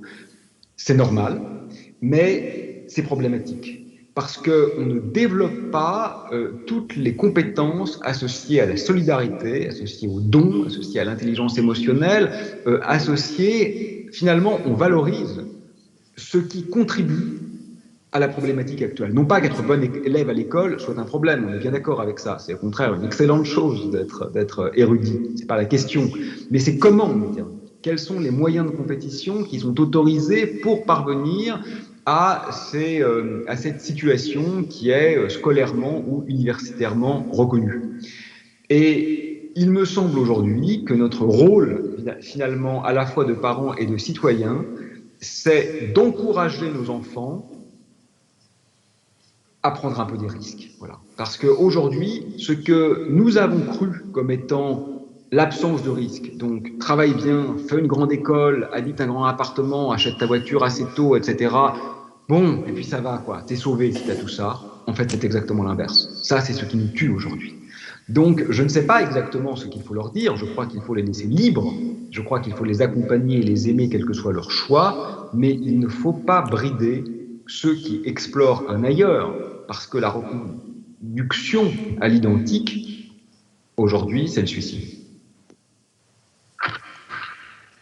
Merci. On va revenir un peu sur Tournai. Donc, je regarde la salle. Est-ce qu'il y a une question ? Vous avez eu le temps de réfléchir pendant une quinzaine de minutes. Oui ? Tu peux venir devant. On va te mettre devant la caméra parce qu'on n'a pas de sonorisation interne ici. Donc, tu vas pouvoir venir et poser directement ta question devant la caméra. Tu vas enlever ton masque. Alors, je te présente Aurélien Barraud. Bonjour. Tu te mets bien devant. Du coup, j'ai une question. Je suis quelqu'un qui aime beaucoup l'univers, mais en tant qu'amateur. Hein. Et je me posais la question parce que tout à l'heure, vous avez émis le terme techno-terroriste. Est-ce que tout ce qui... j'ai aussi vu un teaser l'an passé de la NASA qui veut retourner sur la Lune. Et je me demandais, est-ce que le fait d'avoir des objectifs comme ça, d'envoyer des gens sur la Lune, SpaceX qui veut envoyer des gens sur Mars, ne serait pas une perte intellectuelle, économique, énorme, et donc aussi un acte techno-terroriste en soi, par rapport aux enjeux actuels, tout ce qui est écologique? Je vous remercie, je pense que c'est une excellente question. Je crois que a connu je crois que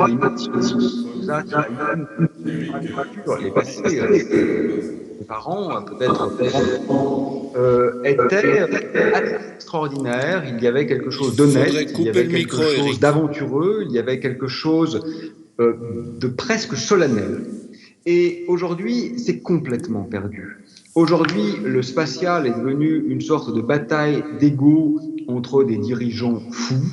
Et je pense effectivement qu'il y a même symboliquement quelque chose d'extrêmement violent à nourrir une sorte de passion pour la découverte de ce qui se passe sur le sol martien, alors même que le sol terrestre est de façon absolument certaine 1 million de fois plus intéressant, mais que nous sommes en train de le dévaster et que cette extraordinaire richesse qui constituait sa singularité est en train d'être perdue.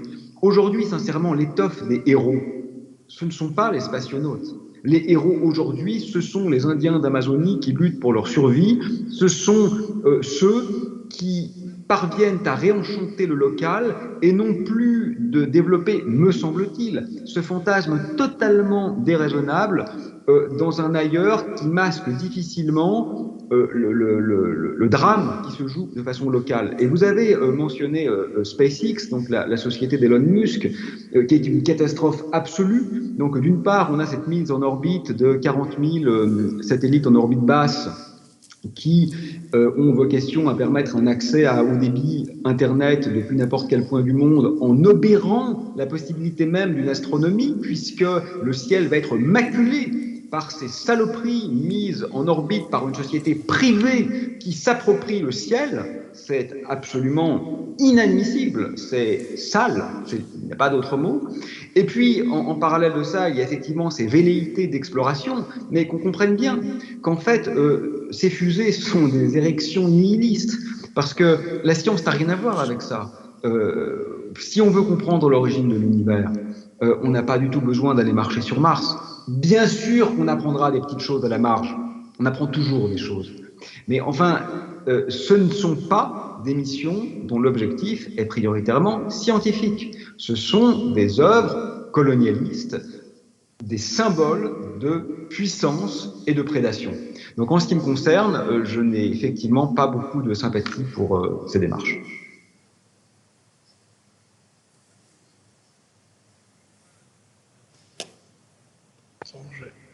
Merci de votre réponse. Merci à vous.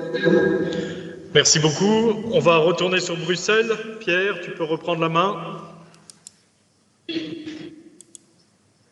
Voilà. Je ne sais pas s'il y a une question. Christine, tu avais... Oui, mais voilà, parce que les étudiants n'ont pas posé des questions. C'est bien. Oui, tout à fait. Est-ce qu'il y a une question chez les étudiants, également chez nous? Non. Christine, alors tu poses la question, mais tu te rapproches peut-être du... Ah, ben on m'entend? Vous m'entendez? Oui. Oui, on entend. Oui. Donc, si la révolution est dans la solution, est dans les valeurs, dans les symboles, vous dites, d'ailleurs, ça rejoint un petit peu la question de la parenté, puisque c'est aussi un des premiers lieux, la famille, où on cultive des valeurs. Malheureusement, mais que le problème est planétaire, comment peut-on accorder toutes les cultures, la diversité de toutes ces cultures qui ont connu des histoires, surtout d'époque moderne, très diversifiées, comment peut-on les accorder justement sur les mêmes symboles, les mêmes valeurs? On travaille avec simplement pas loin de chez nous, à l'est de l'Europe, avec des partenaires qui nous disent qu'ils sont à 1000 lieues de penser la notion d'écologie. Ils sortent juste du communisme, ils ont droit à la voiture individuelle, ils ont droit à chacun un logement. L'idée du commun leur évoque l'idée du communisme. Comment voit-on un discours qui pourra être commun? Moi, je ne pense pas qu'ils doivent l'être. Je comprends très bien ce que vous voulez dire, mais je pense qu'il faut renoncer à cette idée. Et pour être honnête, je comprends ce que vous dites, et je crois que c'est vrai. Je suis d'accord avec vous, pour le dire simplement. Mais je n'ai pas envie de me poser cette question. Intégrer sur le dernier siècle le plus grand pollueur du monde, ce sont les États-Unis. Intégrer sur les 2 derniers siècles le plus grand pollueur du monde, c'est l'Europe. Bon. Donc le problème, si on regarde aux échelles de temps pertinentes, c'est l'Europe et les États-Unis. Donc je ne sais pas tellement pourquoi on se demande, mais comment est-ce qu'on va convaincre les autres? En fait, le problème, c'est nous avant tout. Donc on va peut-être déjà résoudre le problème là où il est le plus aigu, c'est-à-dire chez nous. Et puis, je ne sais pas comment les autres l'appréhenderont, mais je pense que, même si, une fois de plus, je partage votre préoccupation, et loin de moi l'idée de la tourner en ridicule, mais j'ai quand même du mal avec l'idée qu'on se demande comment convaincre les autres, qui est très secondaire. Pour moi, la question aujourd'hui, c'est comment se convaincre nous-mêmes. Nous sommes les premiers coupables de la situation, et nous ne faisons rien. Et nous polluons toujours aujourd'hui beaucoup plus que l'Europe de l'Est. Enfin, peut-être pas en termes d'émissions de CO2 en France avec le nucléaire, mais si on intègre tout et qu'on intègre le fait qu'en grande partie nos émissions sont délocalisées, que c'est ce qu'on fait en France et en Belgique, on achète des téléphones portables qui sont faits en Chine, donc le CO2 est émis en Chine, soit, mais il n'empêche que c'est pour nous qu'ils ont construit les téléphones portables. Donc on a eu cette idée géniale de délocaliser et d'externaliser la pollution. C'est formidable, mais pour la Terre, ça ne change rien. Et donc, je suis quand même un peu en délicatesse, voyez, avec cette idée de se dire comment est-ce que les autres vont gérer cette question? Je ne sais pas, mais je voudrais surtout qu'on se demande comment nous allons la gérer. Et je m'étonne que nous ayons si peu d'intérêt pour les autres cultures, parce que là, vous citez l'Europe de l'Est, avec laquelle nous avons un très long et lourd passé commun. Mais moi, j'aimerais bien qu'on regarde plus loin encore. Et il y a beaucoup d'autres civilisations qui périclitent, bien sûr, mais qui existent encore un peu sur cette planète, qui ont des valeurs extrêmement différentes des nôtres, et qui ont existé. Ce n'est pas la faillite de l'humanité, c'est une faillite d'une petite partie de l'humanité à laquelle nous sommes confrontés, et peut-être que plutôt que de nous demander comment nous allons les convaincre, il serait aussi pertinent de nous demander comment nous pouvons apprendre d'eux. Merci. David, tu reprends la main sur Louvain-la-Neuve.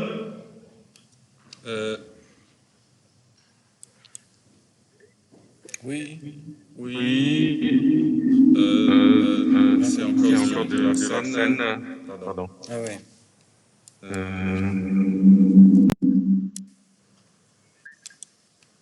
Oui, donc il y a 2 questions ici. Il y a une question dans l'auditoire. Je vais présenter Daniela. Oui, bonjour. Donc, je voudrais, je ne sais pas si c'est une question ou une remarque, mais en tout cas, revenir peut-être sur la dernière partie de votre exposé, dans la partie un peu plus projet que vous esquissez à la fin de votre discours. est-ce que vous ne pensez pas qu'il y aurait un volet d'avoir des connaissances dans ces projets qui pourrait être quand même un volet important de comment regarder devant nous, parce que je pense qu'il y a beaucoup d'éléments dans les processus dont vous avez parlé brièvement, qui ne sont pas tout à fait connus. En fait, on commence à connaître certains aspects, par exemple, de boucles d'action ou des interactions entre les espèces maintenant. Il y a des progrès considérables qui sont faits dans différentes disciplines, y compris la vôtre, ces derniers temps. Des ouvertures interdisciplinaires très prometteuses entre, par exemple, votre discipline et la philosophie. Il y a un mouvement qui prend beaucoup d'élan de discussion entre disciplinaires et qui permet peut-être en ces moments ou depuis quelques années en tout cas de voir les choses autrement et d'ouvrir aux connaissances d'une manière autre. Donc je pense que pour moi en tout cas, puisqu'il y a des étudiants dans les salles, je voudrais quand même passer ces messages-là. Une des fonds de recherche les plus importants, c'est la connaissance. En fait, on ne connaît pas encore tout. Toutes les choses que vous disiez, oui, c'est vrai, on a des connaissances, mais on ne connaît pas tout à fait les détails de chaque cycle dont vous avez évoqué. Donc là, il y a peut-être un espoir. Et pour moi, c'est dans ce devoir de connaissances interdisciplinaires ou monodisciplinaires, ça dépend des points de vue, pour moi, interdisciplinaires, qu'il y a encore beaucoup de travail à faire. Donc voilà, ça c'est peut-être un message pour les étudiants ou une remarque à votre discours, mais en tout cas, il y a beaucoup de choses à faire encore quant à notre connaissance des processus qui sont sous-jacentes aux crises. Et je pense qu'en croisant les regards, comme des gens, comme vous l'avez signalé, dont la Tour, on commence à faire depuis longtemps, et beaucoup d'autres, je pense que là, il y a encore plein d'espoir. Merci. Je vous remercie. Non, c'est une très judicieuse remarque, je n'ai rien à dire. Peut-être juste, je fais un commentaire, je suis d'accord avec vous inconditionnellement, ça va sans dire. Le seul commentaire, c'est que je pense qu'il y a énormément de choses encore à découvrir et qu'il faut faire preuve de beaucoup de subtilité. Et en même temps, il ne faut pas non plus nier que finalement, quand même, l'essentiel est extraordinairement simple, bien connu, et que les solutions sont bien connues aussi. C'est-à-dire que, en même temps, vous avez raison, au niveau des mécanismes fins, des interdépendances, des connexions, des systèmes complexes, presque tout est à découvrir en fait. Mais il ne faut pas non plus que ça devienne un argument pour dire bon, donc finalement on n'y comprend pas encore grand-chose, on va traiter le problème dans 50 ans quand on aura les idées claires. Parce que l'essentiel est parfaitement clair en fait. Voilà. Mais ça n'empêche pas que bien sûr cette recherche que vous évoquez est fondamentale. Merci. David, je crois qu'il y avait une deuxième question, si j'ai bien compris. David, sur Louvain-la-Neuve. Oui, il y a une deuxième question que j'ai reçue en remote. Attendez, je vais le lire. C'est un peu long, mais c'est de la part de Sergio Altamonte, qui est enseignant chez nous. Je poserai la question suivante. L'année 2020 nous a présenté différentes crises, plusieurs défis, mais aussi des prises de conscience, crise climatique, entre autres le mouvement des écoles, crise économique, les marchés internationaux, crise sociale, les démonstrations aux États-Unis, les manifestations aux États-Unis, crise politique, le Brexit, l'Europe, et enfin la crise Covid actuelle. Étymologiquement, crise dérive du grec krino, donc séparation. La question donc est si la crise Covid peut effectivement nous présenter l'opportunité de se séparer, entre guillemets, du passé et définir une nouvelle approche pour mieux concevoir nos façons d'approcher nos crises d'aujourd'hui et du futur. Comment les études de l'univers primordial, de la phénoménologie de la gravitation quantique et la génésis de notre cosmos pourraient nous aider dans ce sens. Une question relativement large. Oui. J'avoue que je suis d'accord avec les remarques, bien sûr, une fois de plus, très, très pertinentes, mais Je suis un peu quand même en délicatesse avec l'idée de prise de conscience. Je n'achète plus en fait cette vision des choses. Écoutez, ça fait quand même 40 ans qu'on sait ce qui se passe. Donc tous ceux qui prétendaient ne pas savoir ne voulaient pas savoir. Voilà. Maintenant, ceux qui découvrent aujourd'hui ou qui font semblant de découvrir aujourd'hui, ça relève quand même un peu de la tromperie. Et ça m'intéresse plus tellement, en fait, cette prise de conscience qui n'est suivie de rien. Voilà. Les chefs d'État prétendent être maintenant conscients. Certains ont même fait leur mea culpa, en disant « je ne me rendais pas compte ». Ok, ils se rendent compte et ils ne font toujours rien.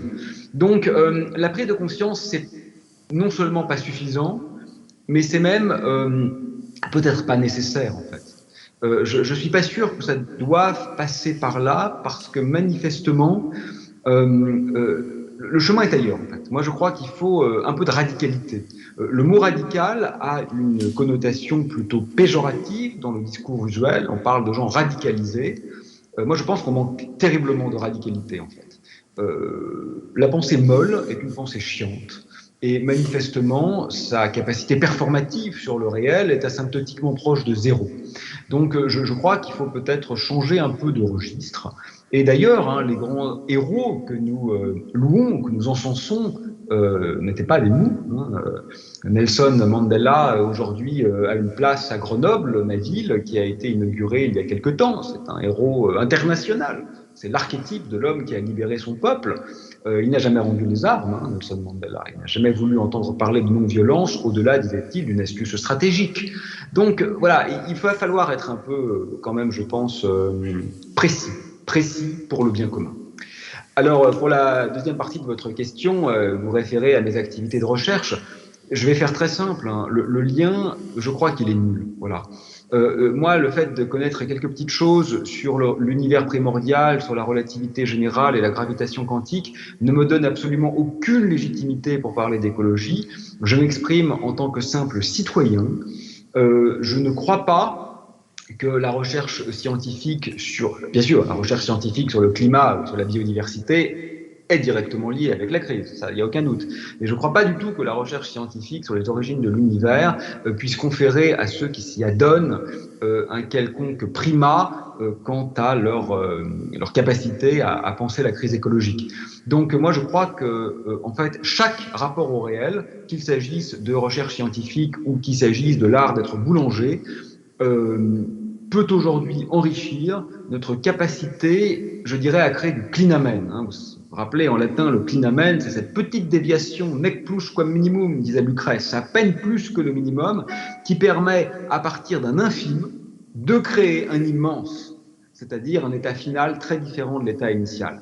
Alors très bien, la pensée scientifique permet ça ne fait aucun doute, mais n'importe quelle autre pensée permet ça aussi, et donc je crois que notre droit, pour ne pas dire notre devoir, à explorer ou inventer ou explore-inventer de l'ailleurs dans l'ici n'est pas structurellement lié à la science.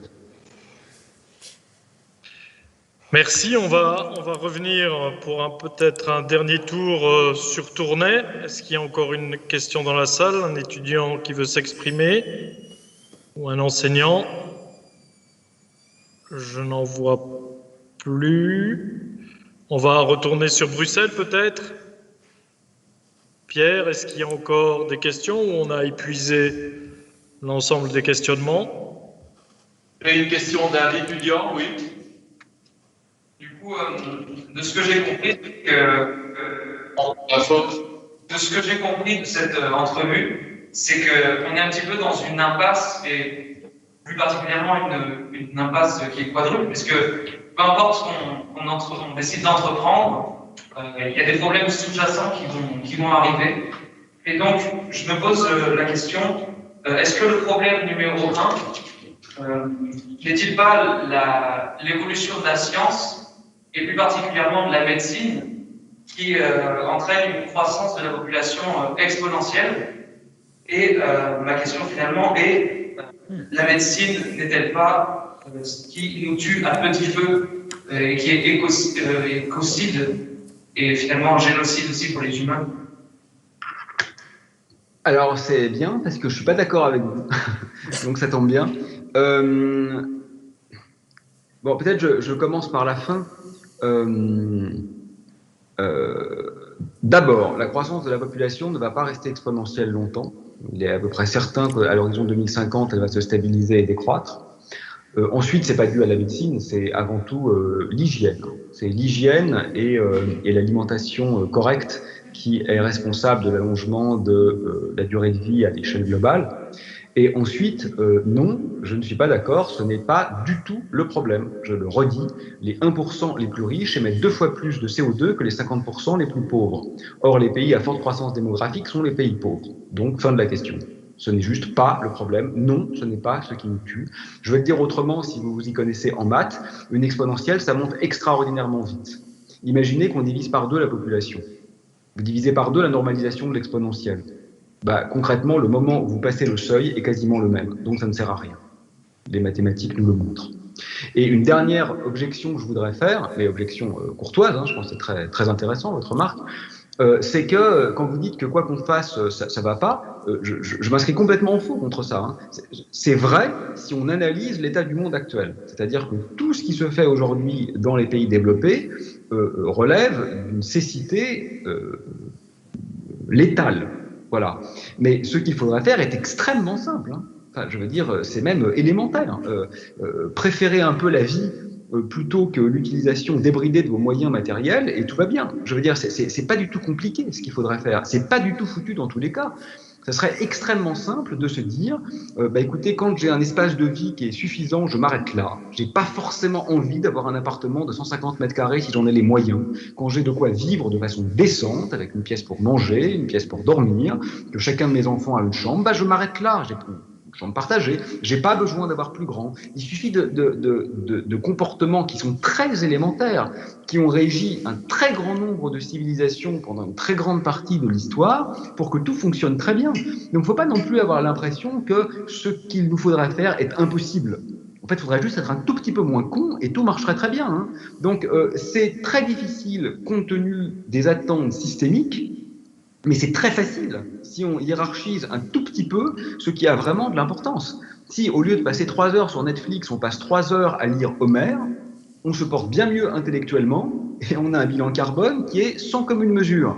Donc, c'est pas très compliqué, en fait. Voilà. Merci. Pierre, est-ce qu'il y a encore une question sur Bruxelles?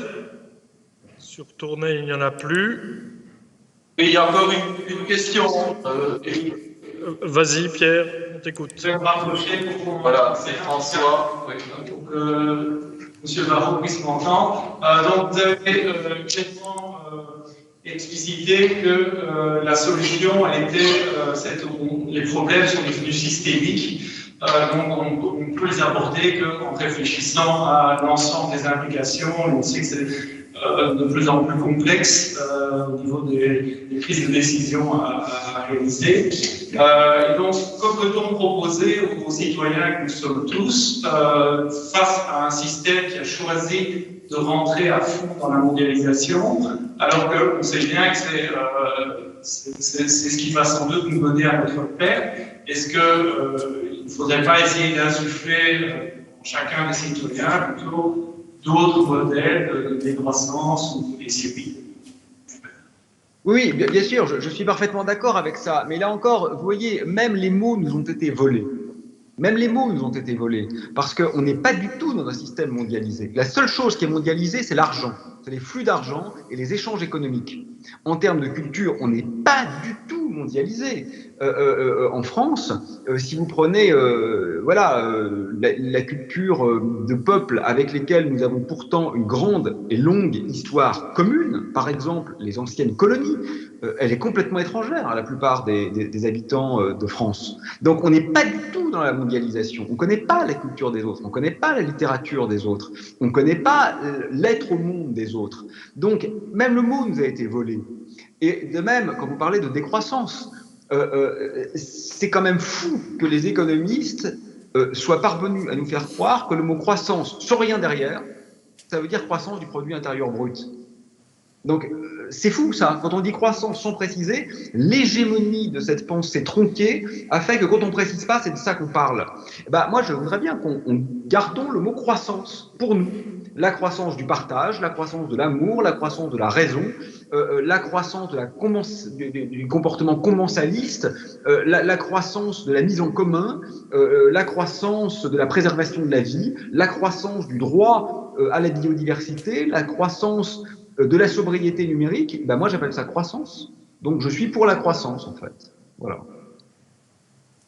Et donc, je voudrais vous remercier beaucoup. Comme je suis dans mon laboratoire et qu'il y a un couvre-feu en France, il va falloir que j'interrompe d'ici quelques instants parce que sinon, je vais me faire arrêter par la police avant de rentrer chez moi. Mais j'ai adoré cette discussion. Et merci beaucoup. Oui, on va clôturer cette soirée parce que effectivement les heures fatidiques, l'heure fatidique approche pour qu'on puisse tous rentrer chez nous calmement. Donc merci, un grand merci, un immense merci pour cette discussion, pour cette conférence, pour ces échanges de points de vue qui nous éclairent un peu sur le monde de demain. Je remercie aussi, et j'en profite pour remercier un peu tous les techniciens et toutes les personnes qui ont organisé cette soirée avec la complexité technologique qui a été mise en place. Et Monsieur Barraud, je vous recontacte demain, un petit message personnel pour continuer un peu cette discussion. Merci je à vous souhaite un bon retour.